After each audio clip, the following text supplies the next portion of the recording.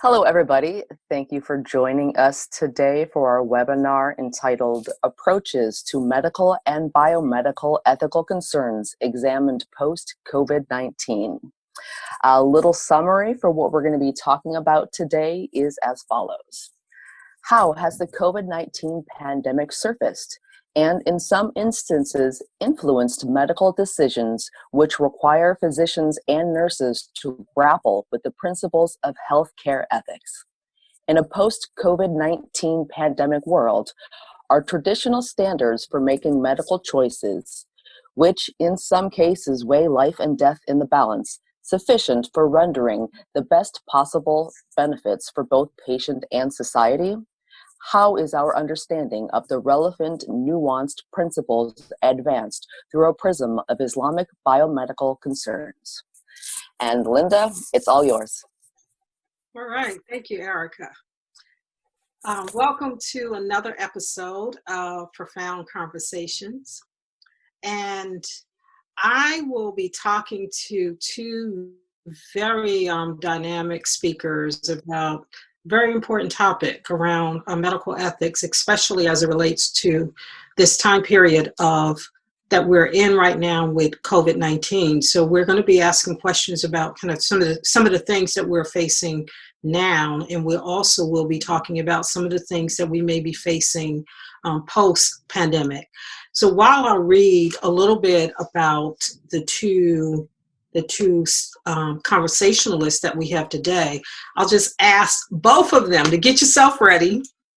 Dr. Carrese, here's your prep. That I will be asking you both about what you do and why you do it. So first we have Dr. Sachedina, and he is a PhD professor and endowed IIIT chair in Islamic studies at George Mason University in Fairfax, Virginia. He conducts research and writing in the field of Islamic law, ethics, and theology, both Sunni and Shiite. His work is in social and political ethics, both interfaith and intrafaith, relationship, Islamic bioethics, and Islamic human rights.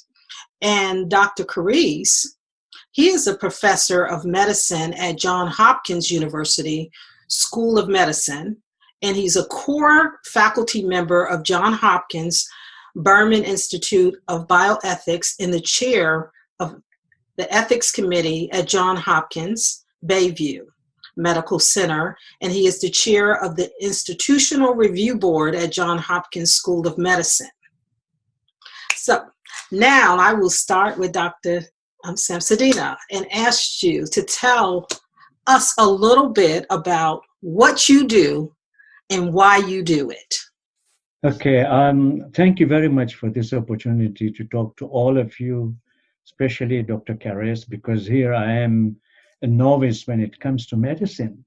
My work is mostly finding ways of helping people to understand the difficult moments they have, to come to grips with the idea of suffering. Why are we going through this? What did we do wrong?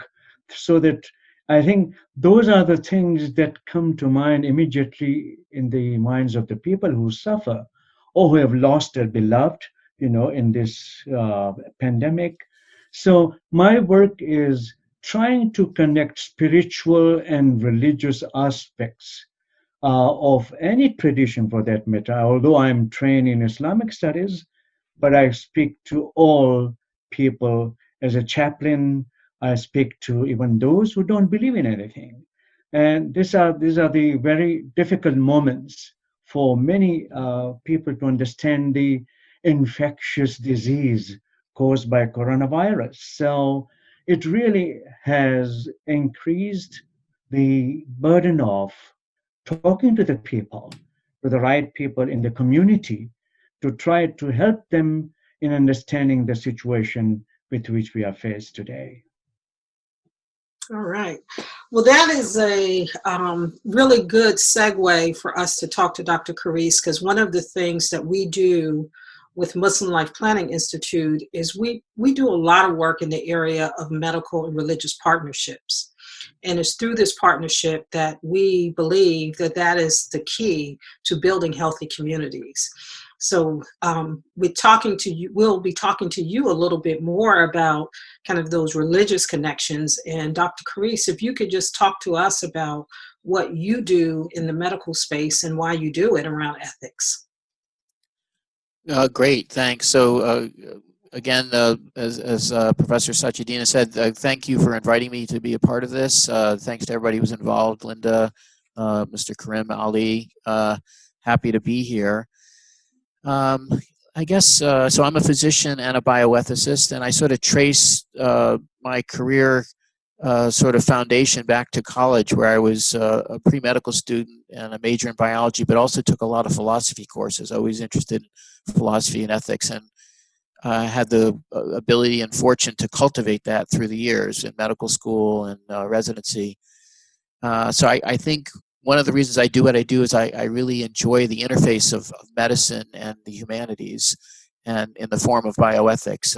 And I think, to me, that makes a lot of sense, because I think there was a professor of bioethics and medicine at Georgetown, Dr. Edmund Pellegrino, and I'm hoping I'm going to get this quote right, but he said something like, medicine is the most humane of the sciences and the most scientific of the humanities. And I think it's a very nice crossroads because of medicine, humanities, and science, because we're taking care of people, and it involves their lives and the complexity of their lives. So that's one reason I do medicine and bioethics. I think the other thing that drew me to medicine was the notion of service.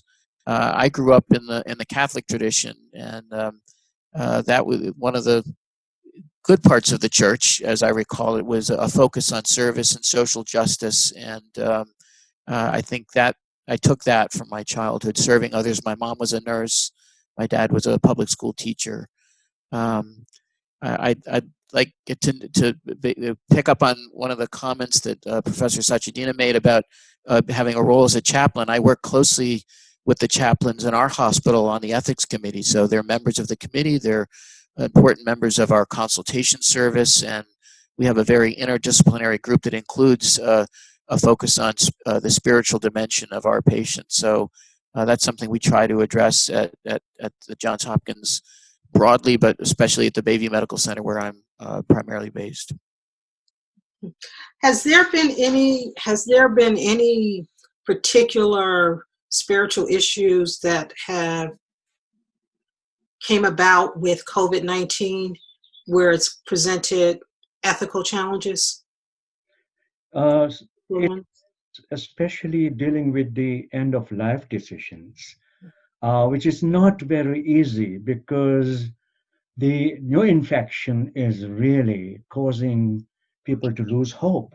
That if somebody in the family is suffering from that, and when the doctors say there is no hope, there is no chance that we can really save this person, that's the most difficult part when people like me enter the conversation.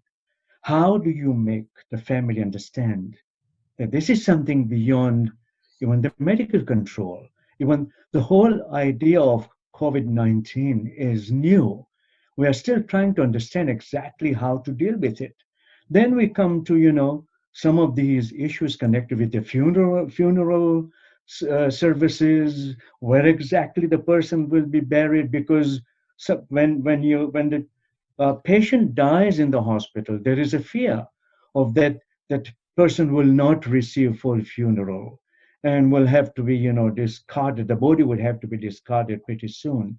All these things really create very humanitarian crisis, because your loved one is in front of you dying, and you can't do anything. You can't even go close to the person, because it's not good for you to be close by. You see them from far away. You try to talk them on email or something like that. And that is the most difficult part. And also, I think the DNR, do not resuscitate order. Muslim bioethics does, allow people at the end of life to make decisions in such a way that it does not interfere with the natural working of the time of death. So to interfere in that work of God is not very much encouraged. We should be allowing nature to take its course. And we know that medical profession does not do it very easily. It wants to do everything to save the person. But in COVID-19, we find that all those efforts are really sometimes futile. We don't know where to move. Wow. Dr. Carrese, do you have anything you want to add to that?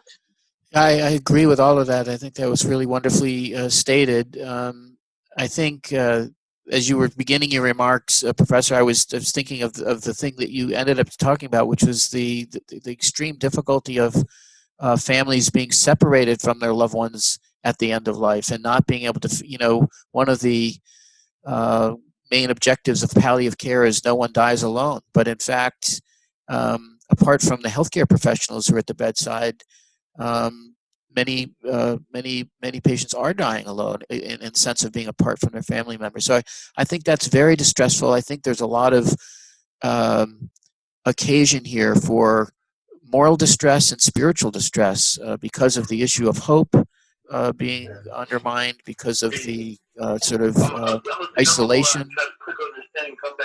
All right, do that. And then we'll talk. All right, assalamu alaikum. Samuel, I think that, I'm not sure, someone's on, need to be on mute? Okay. Okay. The sense of the experience of isolation that many patients are having. I think there certainly chaplains are an integral part of our palliative care team. So they're at the front lines helping to address these difficult challenges, the spiritual dimension of what patients and family members are experiencing, reaching out to family members. I think that the additional challenge that healthcare professionals feel is that we want to be in a position to be able to help our patients, and usually we're in control of the facts and have expertise and can offer something. And as the professor mentioned, given that this is all novel and we don't know, we're in an unusual spot here that there's a lot of things in medicine we don't know and a lot of uncertainty, but this is completely new, and we've been ambushed by this. And so our usual ability to sort of have command and control and expertise and skill has really been taken away from us. We're learning as we go here and fumbling along, and that's an uncomfortable, unusual spot for us to be in, and it's quite stressful, I would say. What I find to be very disheartening is the inability of the family members to be around the person who is suffering. Because as a chaplain, you are negotiating the space in the hospital between the families, medical team, social workers, and you are there to help them to understand what they can deliver, what they can do. One of the things that I find very hard, to do here is that I can't be close to the patient. The family can't come close to the patient because, there's a fear of, being affected by it, and infections could go different ways. And also we might be bringing something into the patient, which would endanger the patient's, even well-being more. So what we are really trying to understand is that how do we help the society, the friends, the families, the neighbors, to learn to care for one another in such moments? So our work is in social ethics. And it's not only social ethics where we are defining the space for each individual or family. It's a totality, it's a collective response, which is demanded from us as chaplains, as the hospital workers, as the medical healthcare providers. We all are working together. This is the first time that I find that the global community has come together to really help people who are vulnerable, who are helpless, who don't even know how to proceed and how to face and encounter the situation of the health hazards. So we're talking about, bioethics probably in a sense that we don't typically think about it. So why don't we go back a little bit and just do a one-on-one on what exactly is bioethics versus medical ethics. And you used another term, which was social ethics. So can we talk a little bit about what those three things are, the bioethics, the social ethics, and the medical ethics?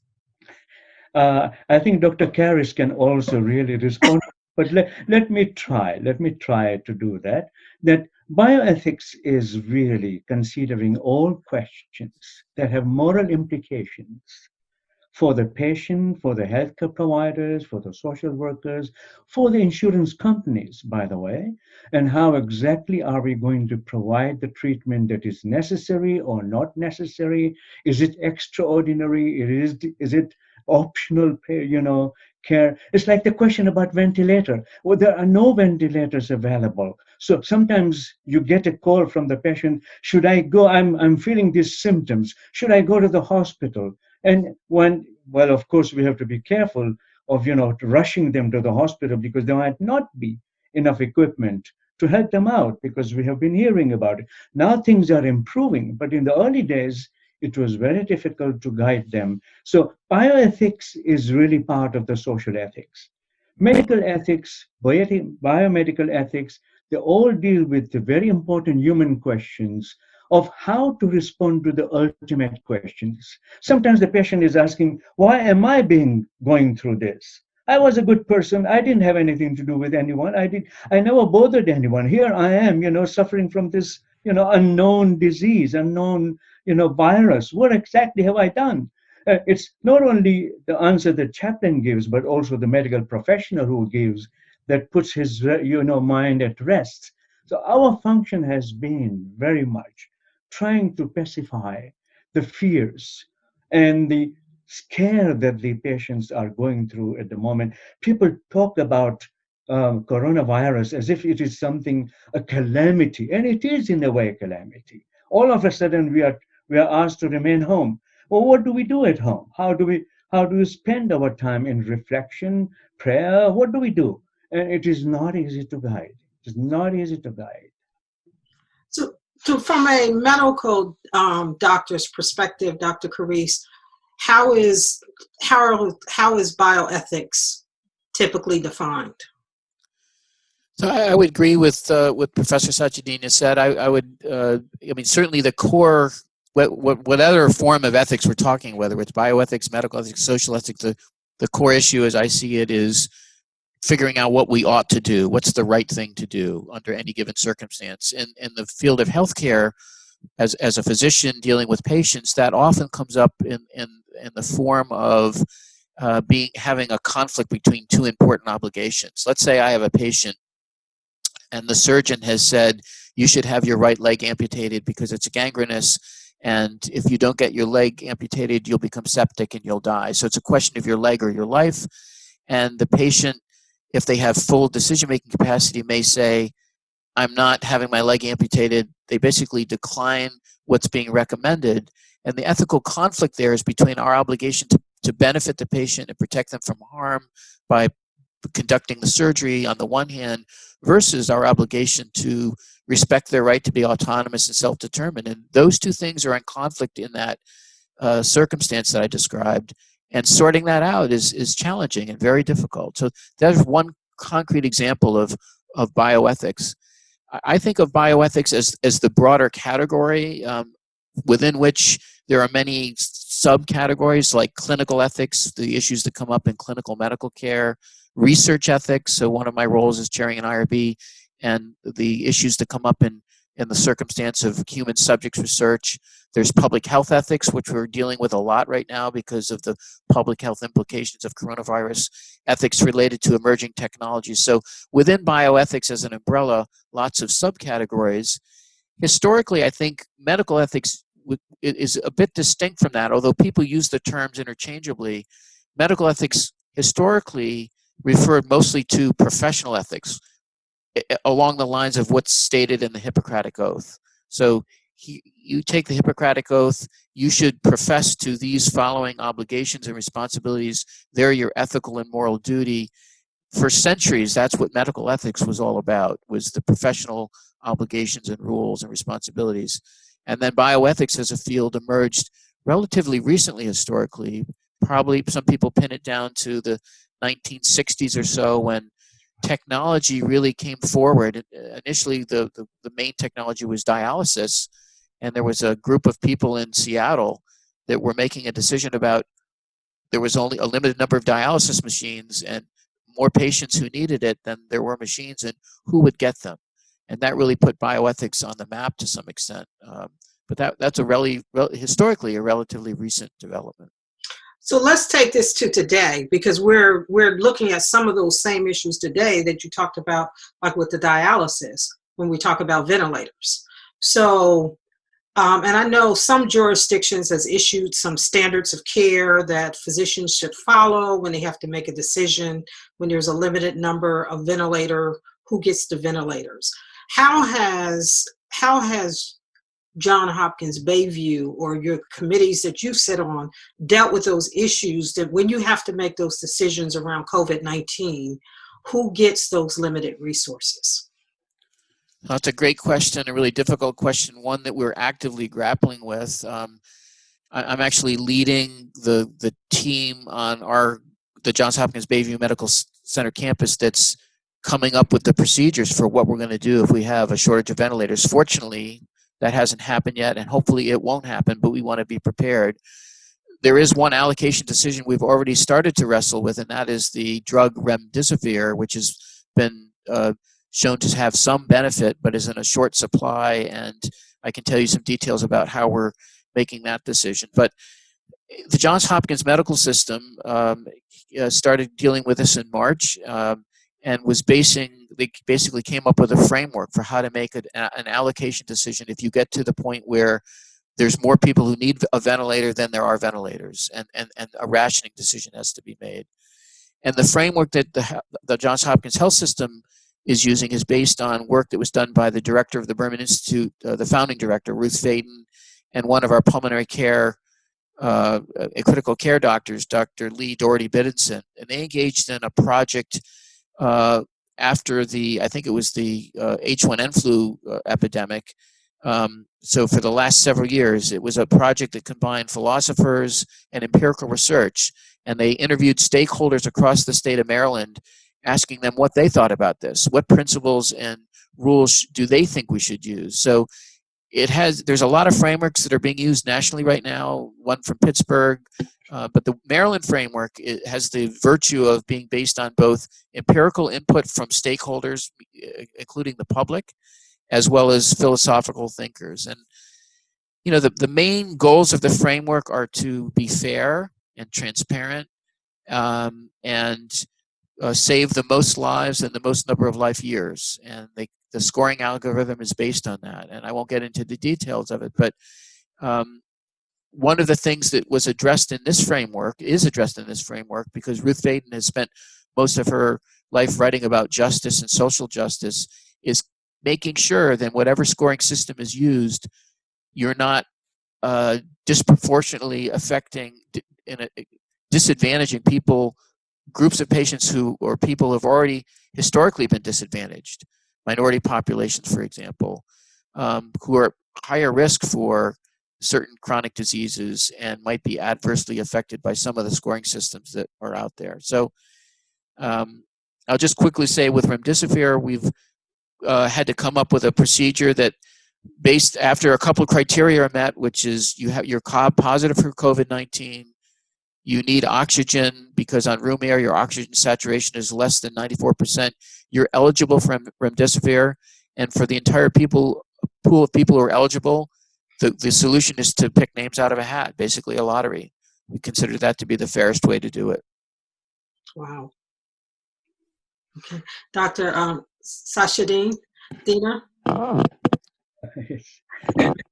What really has come up quite often is the whole question about distributive justice in allocation of the resources. And who is in this particular situation, we find that the older or senior citizens are, feeling that they are being discriminated against. They are not getting what they should be getting. And what we discovered in the nursing homes, for example, where there was a neglect on the part of the nursing homes to take care of the elderly people. And we found, that there was also the problem of poverty. What we have been trying to do in the communities, faith communities, is trying to understand and make them realize that they can take control of their situation. Advanced directives, for example. And we have been talking about this in the Muslim communities because there are opinions. In other words, what we are dealing with is also a cultural issue. In different cultures, people understand their own situation differently. We deal with it. America is multicultural. And therefore, there has to be a proper understanding of how exactly do we communicate with people who don't understand one culture.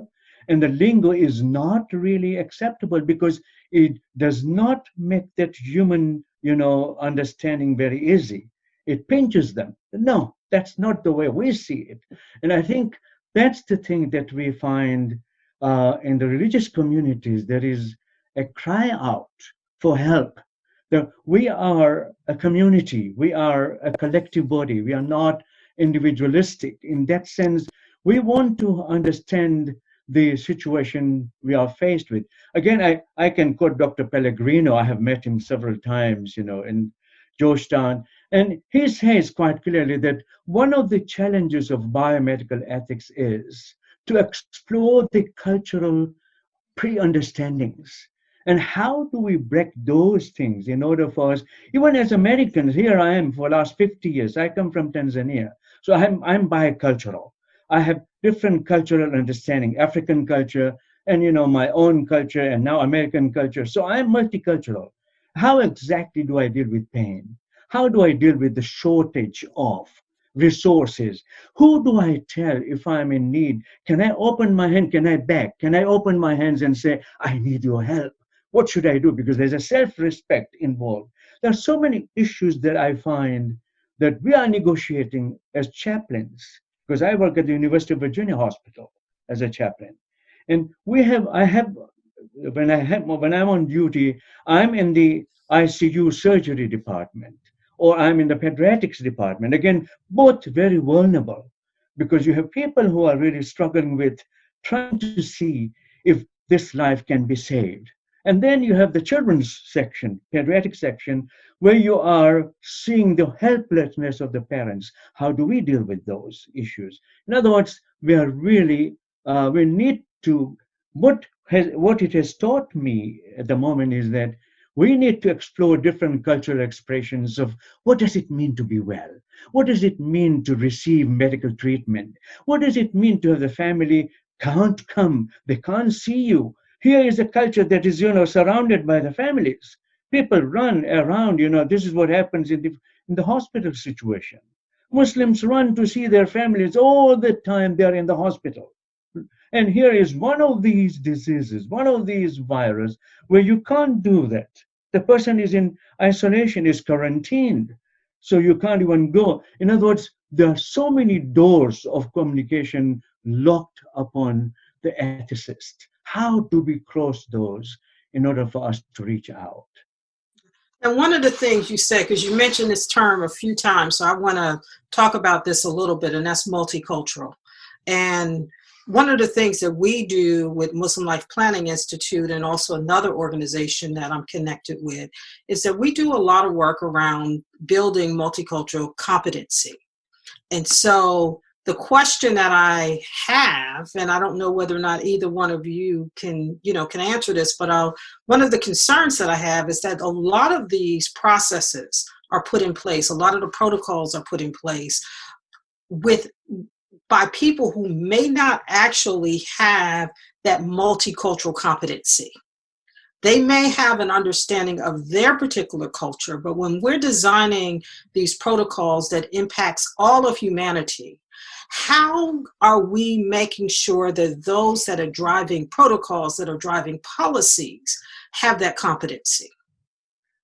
So I'd like to jump in. I couldn't agree more with what the professor said.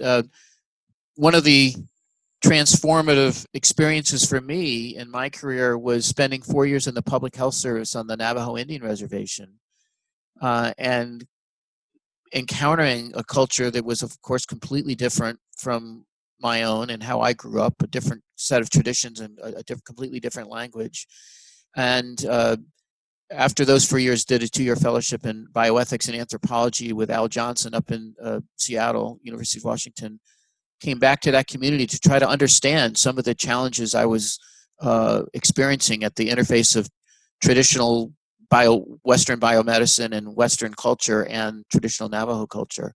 So I couldn't agree more that we need to be first aware that we are in a very diverse multicultural society. We cannot make assumptions about anybody, what their beliefs are, and what their how they would want to live their lives. We can't make even assumptions about basic notions, as Professor Sachedina was saying. What does benefit mean? What does harm mean?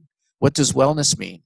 The particular challenge I was encountering, one of the challenges I was encountering in practicing medicine in the Navajo community I was on, was just the simple act of communicating about risk and engaging people in conversations about advanced care planning, which you mentioned, was considered harmful and dangerous because of how it was understood in traditional Navajo culture, the relationship between language and reality, that the spoken word had the power to make something happen. In fact, their entire traditional healing system is grounded in that traditional healers will speak ritual language in order to restore harmony and balance.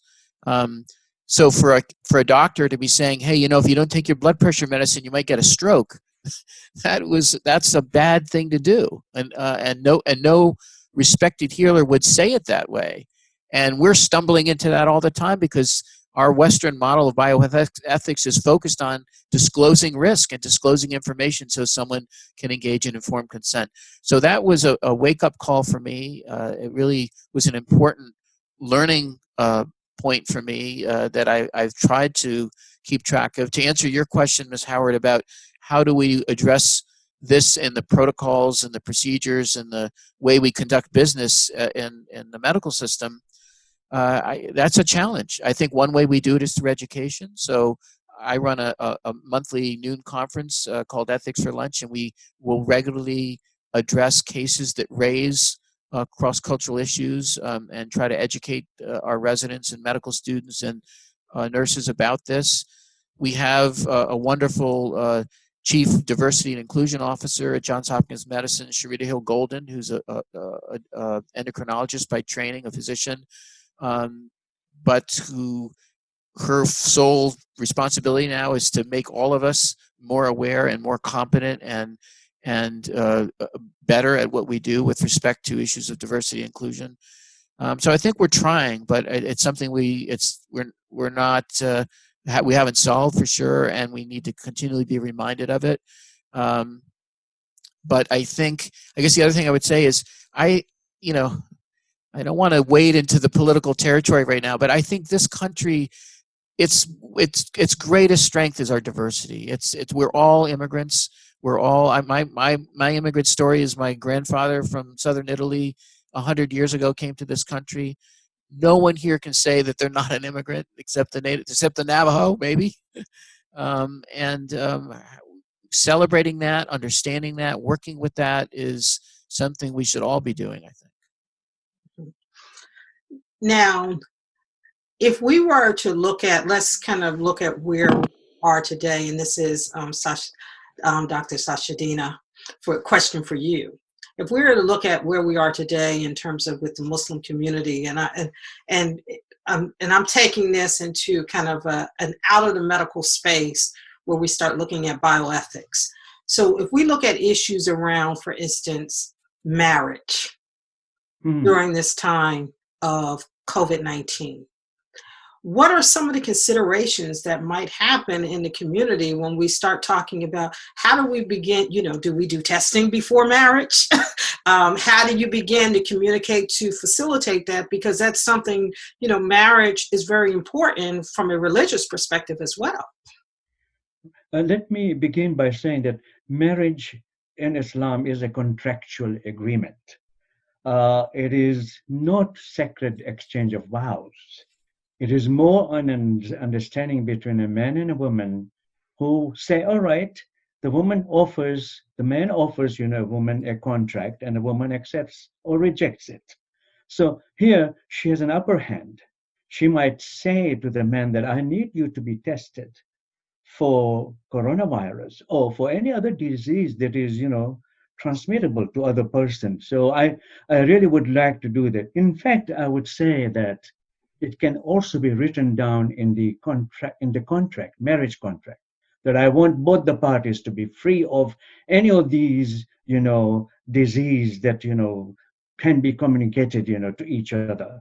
So that has also allowed, by the way, the scholars of the law saying that, yes, if there is a problem, that a man is suffering from VD, venereal disease, then he has no right to contract a marriage because the woman who is getting married to him will suffer. So there is already this principle in place that my action should not be causing harm to another person.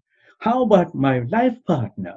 Can I cheat her, or can she cheat me of saying that, she could hide some of the disease that she might be having? Oh, I'm depressed all the time, and she might not even reveal that.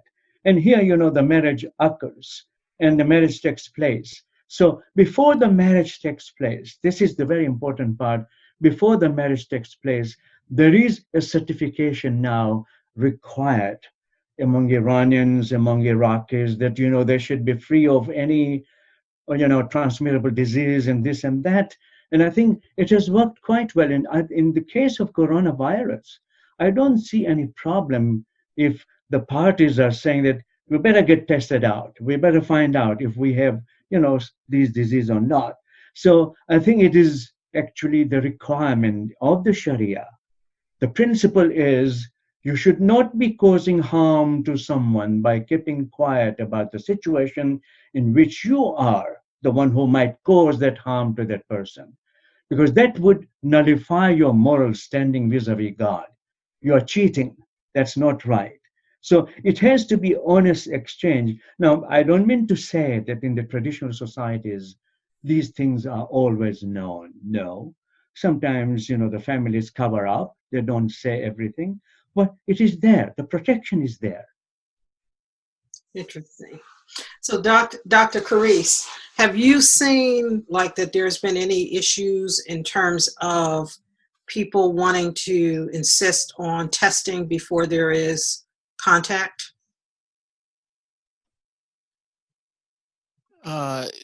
Be in contact with somebody who they know is infected? Right. It could be a marriage contract. It could be before you return back to work, and where there is this requirement, because traditionally, even when you talk about it in a workspace, you're not required to reveal any kind of medical condition. This is so how are we dealing with this with respect to COVID-19?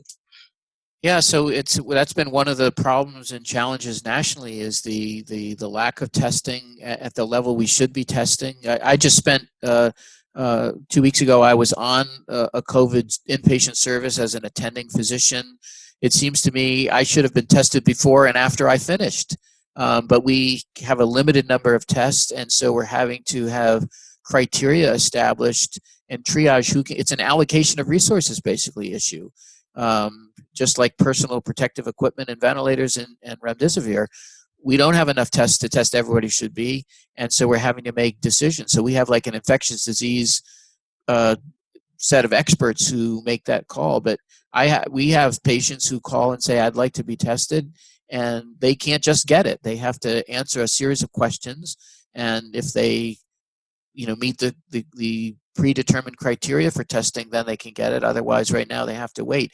And clearly, this is a huge problem. Again, despite what some people are saying about everyone who wants a test can get a test, that's not the case now, and it really should be the case, especially as we're getting into the phase of more and more jurisdictions opening up and more people starting to not social distance. We need more testing to be able to appropriately and optimally manage that situation. Now, thinking ahead a little bit, I know we don't have a vaccine yet, but when we when a vaccine is developed, we still may be dealing with an issue of a limited supply and how do you actually distribute this vaccine. So will we be facing some of those same challenges that we may be facing when we start talking about issues of limited supply of medication or limited supply of ventilators? How do you, and this is a kind of a two-part question, how do you deal with those medical ethics issues in terms of how the vaccine is distributed? And then when we talk about issues around multicultural competency, how do you develop the necessary trust and those that you want to distribute the vaccine to be able to say, trust us with this vaccine that might not be fully tested, or there may not be a confidence that the vaccine will create more benefit than harm? And I'll throw that out for either one of you to kind of jump in and have some conversation around those questions. Let me begin with an important observation. This is my observation, by the way, having been working in the hospital as a chaplain and being a patient myself at different times. I think what I have discovered is the question of autonomy, which takes a very important part in the American culture, is not always operative in other cultures, which are collective cultures. In many ways, people coming from the third world countries, for example, who are now immigrants here, they have a very different understanding of autonomy. What we are looking at is what will be the collective danger, what will be the collective, aspect of the obligation. What we have discovered in this COVID-19 is that it requires a collective response. It's not individual, it's not only collective in that sense. And therefore, when the vaccine comes, we have to somehow identify if we are privileging one community over the other, one individual over the other. It can't be done. Ethically, that's wrong. You can't privilege one over the other. Secondly, the whole question is that how do we manage equity? What exactly do we mean by that? If we have limited resources, who exactly is going to benefit from the vaccination that we have now found, but they're not enough to go around for everyone? I think those whose lives are more in danger would necessarily be prioritized at the level of receiving that vaccination first, and then those who can wait or who can be delayed. And this is what I call the cross-cultural understanding of autonomy and collectivity. How exactly do we do that without causing a sense of discrimination, without causing a sense of injustice? And that's a challenge for the medical team, for the healthcare providers, and for even WHO. The World Health Organization is faced with that. How do we deal with it? We are now dealing with it in Asia, in Africa, in other parts. How are we going to help them if we do not have enough resources to go around? So these are some of the issues that are really to be confronted and they need responses today. So do we start as a community, like as communities, what do we start to do now to prepare so that we're not looking at trying to make decisions, oh, the vaccine is out, okay, now let's figure out how do we make sure that as a community that we are treated in a fair and an equitable way? I think that one of the things that works in the community is education. We need to educate the public. And there isn't much going around, let's say, in the Muslim communities, whether in the mosques or anywhere else. There isn't much of that kind of education coming along. That here we need something to do as a community to understand the situation much better at the ethical, spiritual level, at the social level, and also at the political level, that we need to really understand. I think it requires re-establishing the important webinars and educational opportunities in the community to help people understand the issues we are faced with today. Yeah, I couldn't agree more with what's been said. I think you're on mute, Linda. Is it okay for me to go ahead? Okay, you're still on mute. Yes, it is. Go ahead. Okay. Yeah, I agree with what's been said. I think one way of thinking about justice is not that there's different formulations for justice, and one of them is one formulation of justice is everybody gets the same amount. But I think speaking to what the professor was just saying, if we look at communities that are more need, another formulation of justice is people who need more get more, and in order to help them achieve a similar outcome. I think if we look at the communities that have been most affected by this, I think there's a strong argument to be made that some communities need more help now, and maybe they should be first in line for the vaccine. I mean, when I was just on service, 90% of our service was non-English speaking, and the vast majority of them were Latino. So the Latino community around the Bayview Medical Center is getting hit extremely hard by this, and there's probably multiple factors that are contributing to that, but one of them has to do with the nature of their work and the fact that they aren't typically, with their jobs, don't allow them to work from home like we're all right now in a protected environment and doing this from home. Their living arrangements sometimes involve more people in a smaller space, and there may be other factors, but they are clearly being disproportionately affected by what's going on here, and so maybe that should be factored into how we think about vaccine allocation. I just want to comment on another point made by Professor Sachedina, the notion of autonomy and how we can think about that. Yes, this notion that in many cultures the social unit, as compared to an individual within that unit, is the more important consideration, and an individual prioritizing the social unit and fitting into the social unit. And the practical implications of that for medicine are who's involved in decision making, to whom do we disclose information. And if we are not aware that different communities have different ways of approaching this, we may be not involving the right people in decisions and not disclosing information to the right people. So yes, we need to be aware of that, and that there may be differences. Yeah. The final thing I want to say, you brought up the issue of trust. I think that's very important. I think, at Johns Hopkins, we've been struggling with this. We've not been on the right side of that issue with, for example, the African American population, and our focus on sort of international work and national work, and maybe not the communities right around us, and our approach to research ethics. So I think it's important for us to not only build trust, we've been trying to work on that, but maintain trust, and do that through transparency and including the community in the decisions that are made, and the process that we use. Thank you. I know we have a couple of questions lined up. So Erica, are you ready to bring up some of the questions? Yes, I am. And yes, we do have a few questions for you. You ready for me to ask them, Linda? Yes, please. All right. First question. Through what lens should we view the action of accepting vaccines? With the trust issues that exist juxtaposed to the seriousness of COVID-19, is it our responsibility to be vaccinated? For either one of you.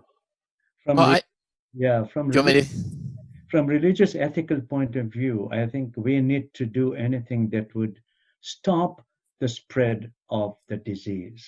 So vaccination, if that's the solution, then we have to abide by it.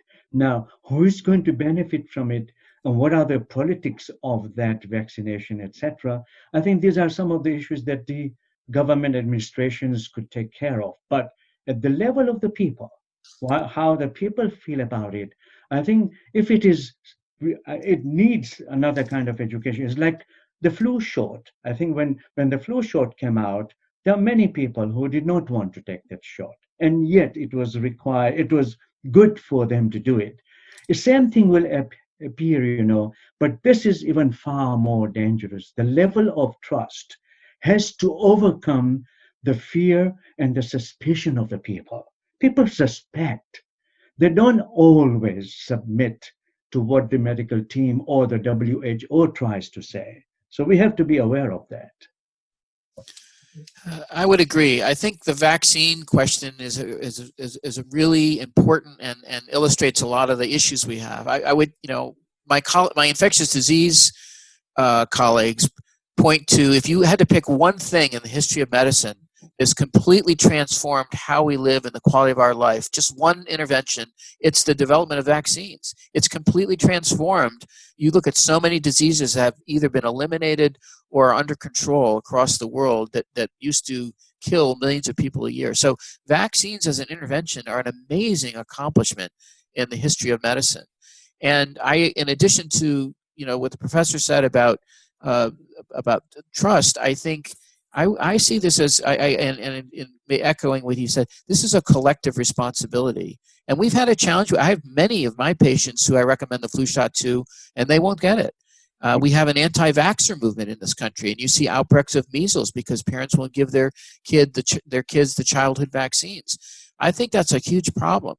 And I think vaccines are not just a question of individual safety and protection that makes sense, but it is a community responsibility. We have a responsibility to our grandparents, the more vulnerable populations, the young children, the pregnant women. This is something I think everybody should be on board with, and communicating that message. And the track record for vaccines they are extremely safe. The literature that's pointed to, for example, with autism, was all fraudulent research. Unfortunately, that got out there and it stays out there. But the work that linked vaccines to autism was wrong and fraudulent. And it's a very typically extremely safe intervention. Awesome. And next question. Do you see ethical dilemmas with contact tracing, specifically as we balance the need to control the spread versus privacy and self-prescribed choices? Sometimes privacy is pushed too far for the benefit of the generality. Yes, my privacy is important, but what if I'm the source of further harm in the society? There's a need to find out if I'm suffering from something that could be communicated, that could be, spreading the disease to others. And I think that there we have the choice between privacy and the larger benefit. This is what we usually talk about is utilitarian principle. What do we do? How do we handle it? I know there's a lot of discussion about utility, and people are really angry with this principle in medical ethics. And yet, I think when it comes to the seriousness of a disease and the way that disease needs to be understood through the contact, who exactly was in touch with this particular individual at a particular time, can we trace it there? It's like trying to know genetically what we have inherited. And I think sometimes it impinges upon our privacy, that they find out that autism is, part of the genetic problem, or, diabetes is part of the genetic problem. There are incurable diseases that, come through the genetics. So I think that there is a fine line that needs to be, defined carefully, looking at the larger benefit of the people and what it is going to do for the larger benefit of the people. I couldn't agree more. I mean, I think we're in a public health emergency right now. This is a global pandemic, and contact tracing, we hear from public health officials, is one aspect of what we need to be doing to get this under control and keep it under control. And there's a long, medical and historical precedent for public health considerations outweighing individual rights, whether it's the right of privacy or the right of liberty even. We have the ability, the state has the ability to quarantine people and forcibly treat them for TB, for example, if the patient isn't accepting therapy voluntarily because of concerns about the community. And that's played out with SARS and Ebola in recent years as well. So there definitely is a tension there. Privacy is extremely important. Confidentiality is extremely important. Personal liberty and freedom of movement they're all extremely important. But at some point, they're not absolute, and they may have to give way to other important considerations like public health considerations. And here, I think we have something to learn from the cultures and the communities that privilege the social unit and the collective, and subordinate individual interests to the collective, and say, hey, we have to take one for the team here, and maybe give up a little bit of our privacy and give up a little bit of our liberty in order that all of us will be better off. Excellent. Linda, we've got lots more, so let me know when you want me to stop, okay? All right. I will just know that we're recording this, so why don't we take a couple of more questions, and if anyone has to drop off, they can listen to the answers in the recording. Excellent. Next question. Some of us have elderly parents, either in nursing homes or independent apartment homes. What do you think it looks like post-pandemic for those who want to re-engage with parents? Human relationships are not easily built on the advantages or the benefits. Sometimes there is a risk involved. And I find that many times, although we might be shunning that out of the concern, sometimes even for our parents, we might not be able to see them, partly because their condition is such that by our going there, we might be, affecting them more negatively. Under those circumstances, I think the risk and benefit analysis has to be done very carefully. And we cannot, because the elderly need us. Those who are in that age group, they need us. They need their children. They need their, younger ones to come in and give them the hope that they are, losing. So I think that it's weighing the pros and cons of visitations, pros and cons of keeping the contact that they need from us. I agree. I think of my own dad, who's 88, and he's in a retirement community, and he's socially isolating. And I'm one of 8 children, so he has 8 children, and some of them live near him. He's in upstate New York, and my sister just visited him on Memorial Day weekend, and I was biting my tongue, saying, "Why did you do that?" But she's trying to help him and give him food and clean his apartment. So I think one answer to this, as we get on the backside of the curve and we're opening up more and contemplating visiting older patients and nursing homes, the testing, having that more ubiquitous and more easily available, will be part of the solution here, I think. If we can reassure ourselves that we've been tested, we don't have it, then it's easier to allow this visitation to take place. And testing not just once every 6 months, but maybe more frequently. Excellent. Next question. Can you speak regarding the ethical considerations Medicaid, Medicare, and insurance companies are exploring regarding both COVID-19 treatment and post-infection care? And this person writes, I recently became aware of several situations where Medicaid has refused care for post-infection long-term acute care needed for kidney and lung damage caused by the virus and its treatment during hospitalization. Do you know of any options or recourse for patients in this situation? Dr. Carrese, I would hand it over to you. Because I was going to ask you to answer that question. Such bad feelings about the way our insurance companies sometimes function. And I feel as if there is so much injustice there. So I might be very much prejudiced, So please, Dr. Carrese. Well, I don't have a good answer to that. It's actually a little bit of news to me. So this is an example, I think, of sort of fumbling along and learning as we go.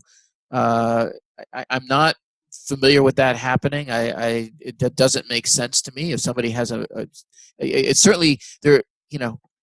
I'm a proponent of a single payer universal plan where all the rules are articulated and agreed upon. And right now we have a circumstance, especially as we've moved away from Obamacare, where insurance companies can write their own rules. And so if you haven't read, it's possible that some of the people who are asking these questions or may be familiar with insurance companies, that if you haven't read this fine print, you find out that you don't have the plan you thought you had.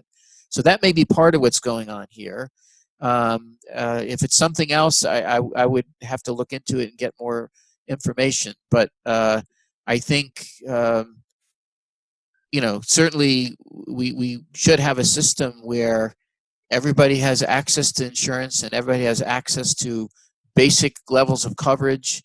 And I would assume that should absolutely include the ramifications of a serious illness that, in this case, nobody had control over and didn't bring upon themselves. And that they should be provided care for that. And that care should be covered by an insurance company. Let me jump in a little bit, and I don't know all the circumstances, but being doing work as a healthcare compliance officer and working a lot with Medicare and Medicaid plans, one thing is that sometimes people are in a Medicare or Medicaid plan where they're working directly with the government as opposed to being in a managed care plan.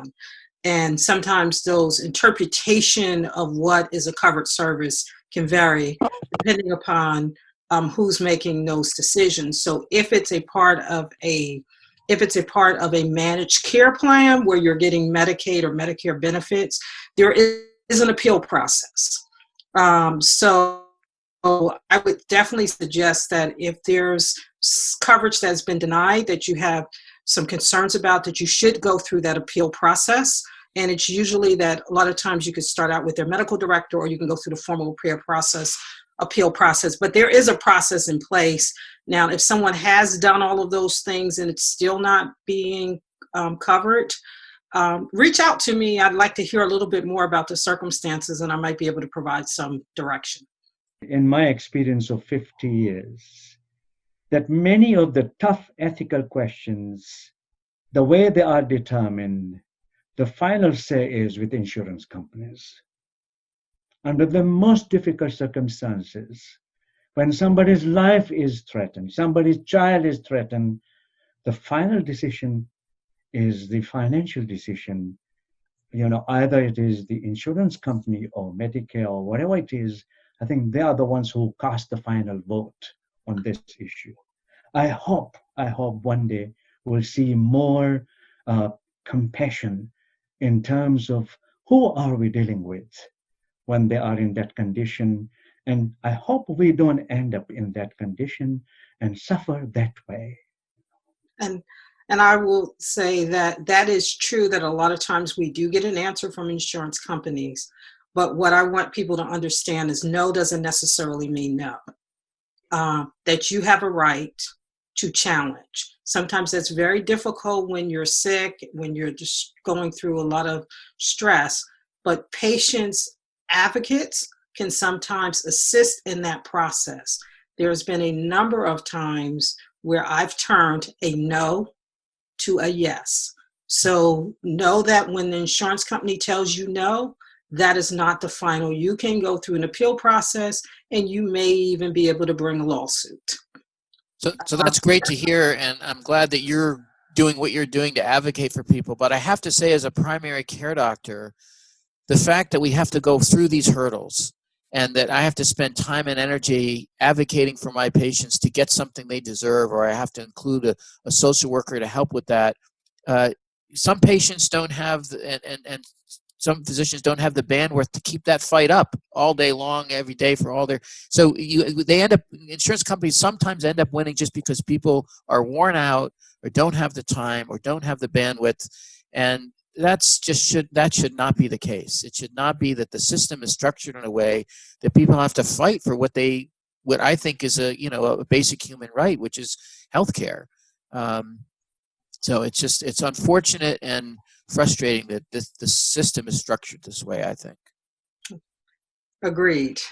So we are 7 minutes past the hour, and I thank both of you for your time and for giving us some extra time. And if there's any other questions, Erica, maybe we can look at how we can address those questions at a later date. But this has been some very good information that I'm sure all of our listeners got a lot from. So thank you for coming and speaking with us. I thank Erica Christie, who has been our engineer, and she does a lot of the post-production work that you see in the podcast, and Kareem Ali, who does through his media company, the post-production work. Aliyah Networks does a lot of the post-production work on the videos, and my other business partner, Samuel Sharif, where we work together to put together these shows, what the topics are, and all of the work that goes into it before you see what you see. So I thank all of those. And just a little promo for next week. We will be doing a show next week that will be dealing with some of the issues that has been big in the news around some of the incidences with police and members of the community, and some of the violence that has taken place around that. But we will be looking at those issues, not just from announcing that this is what's happening, but to really kind of ask some of those questions and dig deep as to why some of these issues are happening. What impact does it have on the mental health of community members? What are the social dynamics that's happening between the police force and the community that these incidences are occurring? So if you're not on our mailing list, please get on our mailing list so you can get the information for next week's show. And thanks everyone for hanging in there with us for a few extra minutes. And this has been our 9th episode of Profound Conversations. Thank you. Thank you. Thank you.